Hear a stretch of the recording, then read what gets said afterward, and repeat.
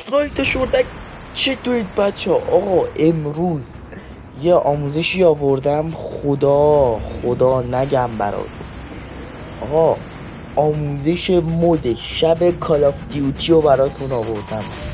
یعنی واقعا سخته، یعنی خیلی سخته. انمی ها معلوم نیستن، تو خونه ها تاریکه، نور ماه میتابه، فقط بیرون از خونه ها میشه فایت داد، هیچ جوره نمیشه فایت داد. آقا آموزش مود شب رو گذاشتم براتون. حالا به چه صورته؟ نیاز به گوشه خفنی نداری، گرافیک تا مدیوم بیاد، همین دیگه، چیز خاصی نمیخوام ازت. گرافیک تا مدیوم بیاد، یعنی یه دونه دیگه بالایلو، همین. گرافیک تا مدیوم بیاد، میتونی مود شب گرافیک خدایا مود شب کالافو فعالش کنی. بعد دیگه آموزشش آخر ویدیو براتون گذاشتم، خیلی ایزی میتونید برید با آموزشش انجام بدید کارهایی که بهتون گفتم و نمیخوام اسپویل کنم. برید قشنگ ببینید اونجا آموزشی عشق کنید. مود شب اصلا من اینجا شانسی یارو زدم، انقدر تاریک بودش. اصلا انمی ها نمیدید که معلوم نمیشن، فقط گانای رو زمین معلوم میشه.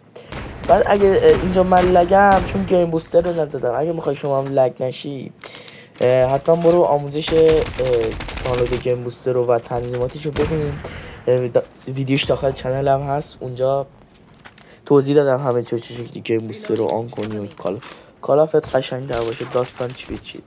آقا خلاصه تو این مود شبش بخوای وین کنی، باید هفخانه رستم رو رد کنی. تو خونه ها انقدر تاریکه، آدم انمی ها رو نمیبینه. تصمیم کن یارو کمپ کنه دیگه، هیچ وای من که من همینطوری شانسی چی ویل میدادم بلکه یارو بمیره. اصلا اولین بارم بود اینقدر کوررنگی و تاریک بودن رو حس میکردم، اصلا هیچ افتضاح بودش.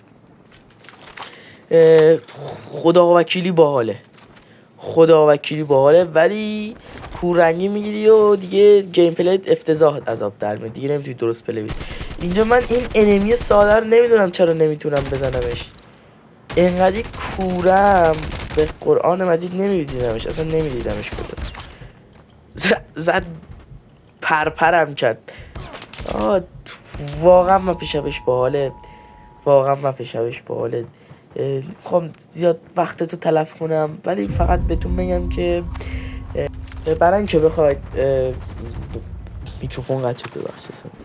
برای اینکه بخوای چوشکن آنش کنی، گرافیک گوشی تا مدیوم بیاد، هیچی دیگه نمیخواد، همین واجبه دیگه، هیچ چیز دیگه ای نمیخواد. آقا بریم آموزش بدیم. نگاه کنید، من الان یه 3-4 تا بات حد بدم فعلا بلکه انمیار نتونستیم بزنیم، بات ها رو بزنیم.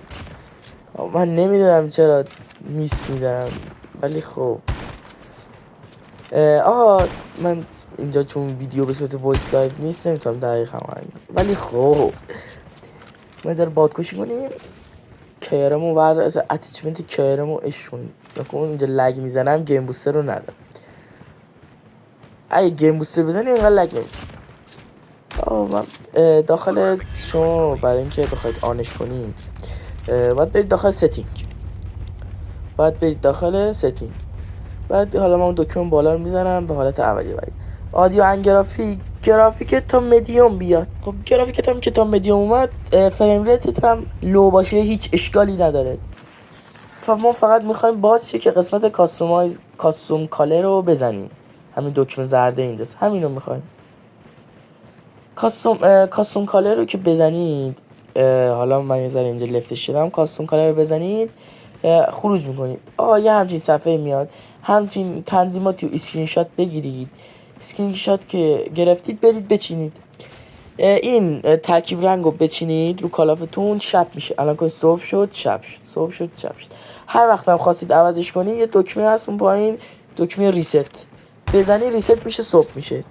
عشقای شردک، امیدوارم از این ویدیو توپ لذت ببرید. اصلا خدا بودش. هر آموزشی خواستید داخل کامنت ها بهم بگید. بزرگترین حمایت از من اینه که ساب و لایک کنید، همینو ازت میخوام. اگه هم نکردی حداقل تا آخر ویدیو وایس یه ویو برام حساب. دمت گرم، جات تو قلم عشق منی، دیگه حرفی اضافی نمونه.